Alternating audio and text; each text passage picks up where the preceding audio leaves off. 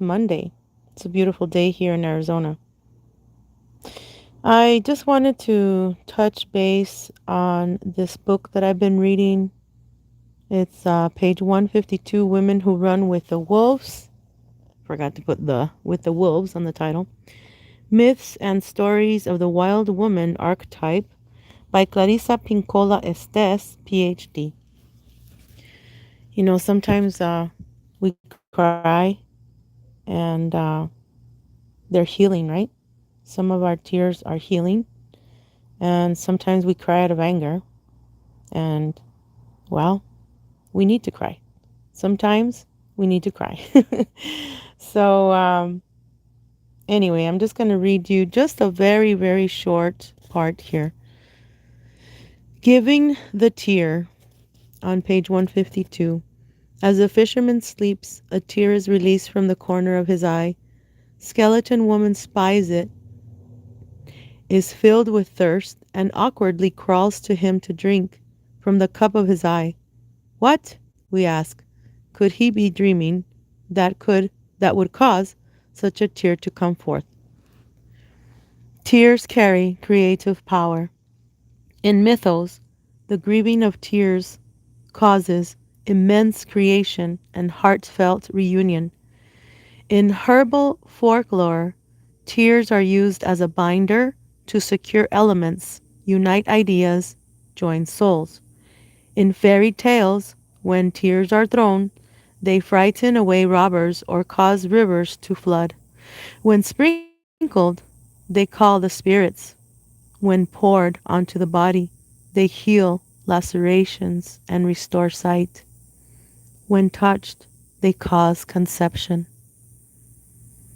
When one has ventured this far into relationship with the life, death, life, nature, the tear that is cried is a tear of passion and compassion mixed together for oneself and for the other.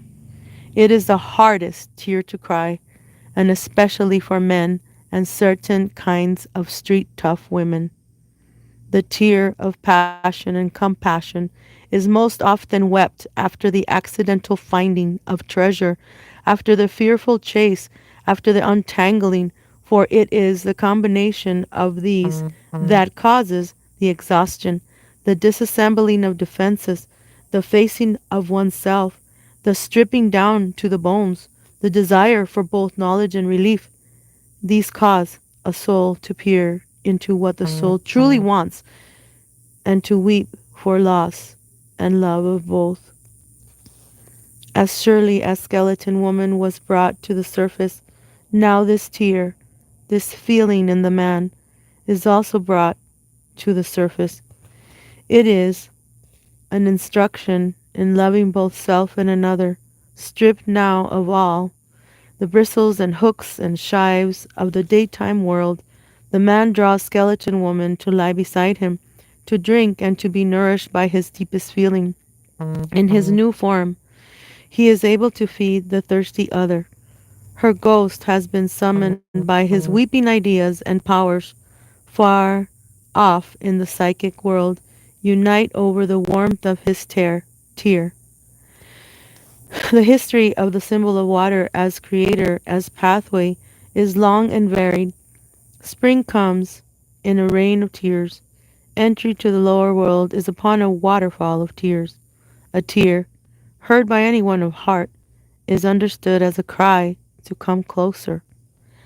As so does the fisherman cry, and closer she does come. Without his tear, she would remain only bones. Without his tear, he would never awaken to love. The tear of the dreamer comes when a lover to be allows himself to feed and to bind up his own wounds. When he allows himself to see the self-destruction he has wrought by his loss of faith in the goodness of self, when he feels cut away from the nurturing and reviving, o sea, revivificación, revivifying cycles of the life, death, life, nature, then he weeps, for he feels his loneliness, his acute homesickness for the psychic place, for that wild knowing. This is the man healing, the man growing in understanding. He takes on his own medicine making. He takes on the task of feeding the deleted other. Through his tear, through his tears he begins to create. To love another is not enough to be not an impediment. In the life of the other is not enough. It is not enough to be supportive and there for them all the rest. The goal is to be knowledgeable about the ways of life and death in one's own life and in panorama. And the only way to be a knowing man is to go to school in the bones of skeleton woman. She is waiting for the signal of deep feeling, that one tear that says, I admit the wound. The admission feeds the life, death, life nature, causes the bond to be made, and the deep knowing in a man to begin. We all have made the mistake of thinking someone else can be our healer, our thriller, our feeling. It takes a long time to find it. Is not so. Mostly because we project the wound outside ourselves instead of ministering to it within. There is probably nothing a woman wants more for a man than for him to dissolve his projections and face his own wound. When a man faces his wound, the tear comes naturally, and his loyalties within and without are made clearer and stronger. He becomes his own healer. He is no longer lonely for the deeper self. He no longer applies to the woman to be his analgesic. There is a story that describes this well. In Greek myth, there was a man named Philocrates. It is told he inherited the magic bow and arrow of Heracles. Philocrates was wounded in the foot during battle.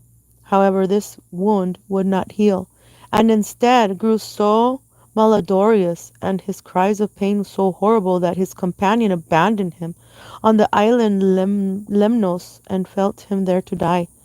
Philocrates barely escaped starvation by using Heracles' bow to shoot small game, but his wound festered and the smell grew even greater, so that any sailor even remotely near the island had to steer clear.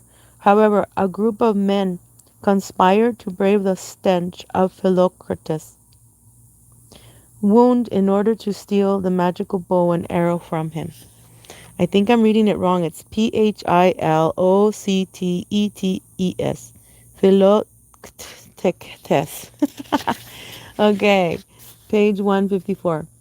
The men drew lots, and the task fell to the youngest. The older men encouraged him to be quick and travel under cover of night. And so the young man set sail, but on the wind, and overwhelming the smell of the sea, came another odor so horrible that the man had to wrap his face in a cloth wrung in sweet sea water in order to breathe freely. Nothing, however, could help protect his ears from Philoctetes' terrible cries. The moon was shrouded in cloud. Good, he thought, as he moored his boat and crept to the side of the agonized Philoctetes, and he reached for the precious bow and arrow. The moon suddenly shed her light upon the haggard face of the dying old man, and something in the young man, he knew not what, suddenly moved him to tears. The young man was overwhelmed with the compassion and mercy that endured. Instead of stealing the old man's bow and arrows, the young man purified Philoctetes' wound, bound it and stayed with him, feeding him, cleaning him, building fires, and caring for the old man till he could carry him to Troy, where he could be healed by the semi-divine physician Asclepius. And thus the story comes to a close. The tear of compassion is wept in response to realizing the stinking wound. The stinking wound had different configurations and sources for each person. For some, it means spending a lifetime pulling oneself up the mountain hand over hand, belatedly to find we've been working our way up to the wrong mountain. For some, it is unresolved and unmedicated issues of abuse in childhood. For others, it is a crushing loss of some sort of life or in love. One young man suffered a loss from his first love and had no support from anyone and no one understanding about how to heal from it. For years he had wandered broken, yet protesting that he was not injured. One man was a rookie player for a pro ball team. He accidentally but permanently injured his leg so that the lifelong dream disappeared overnight. The stinking wound was not only the tragedy, not only the injury, but for 20 years' time the only medicine he poured into the wound was bitterness, substance abuse, carousing. When men have wounds like this, you can smell them coming. No woman, no love, no attention heals such a wound. Only self-compassion, only attendance to one's own wounded state. When the man cries a tear, he has come upon his pain, and he knows it when he touches it. He sees how his life has been protectively because of the wound. Protective, protectively because of the wound. He sees what a life he has missed because of it. He sees how he hamstrings his love for life, for himself, and for another.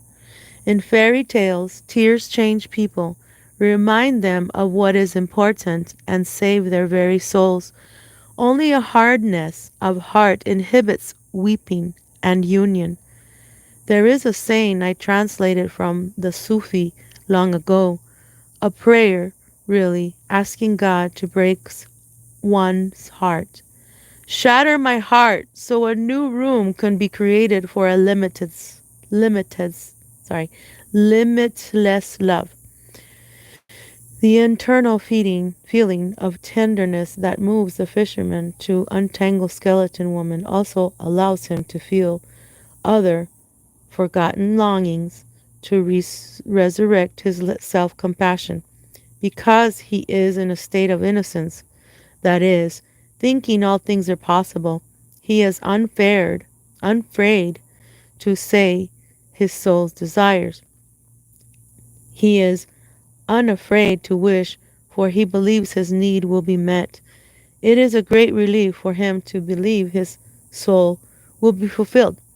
When the fisherman cries this his true feelings, the reunion with the life nature is fortheard. The fisherman's tear draws skeleton woman to him, causes her to thirst, causes her to desire further participation with him.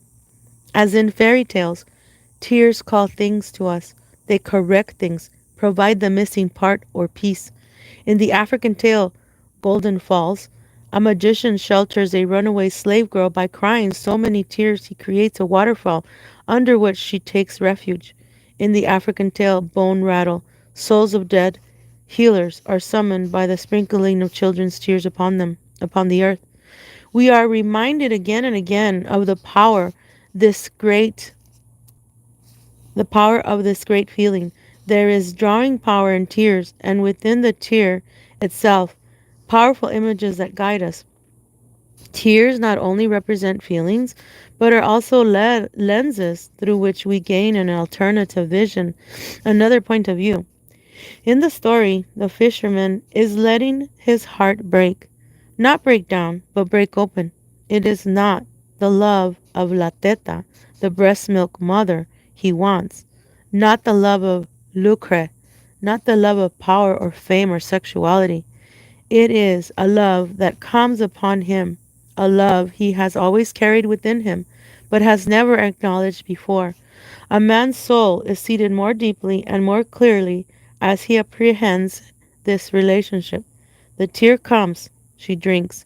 Now something else will develop and be reborn within him, something he can give to her, a vast and oceanic heart. Thank you, everyone. Have a great day. Keep reading, keep loving yourself, keep fighting for what is right in your heart and in your life.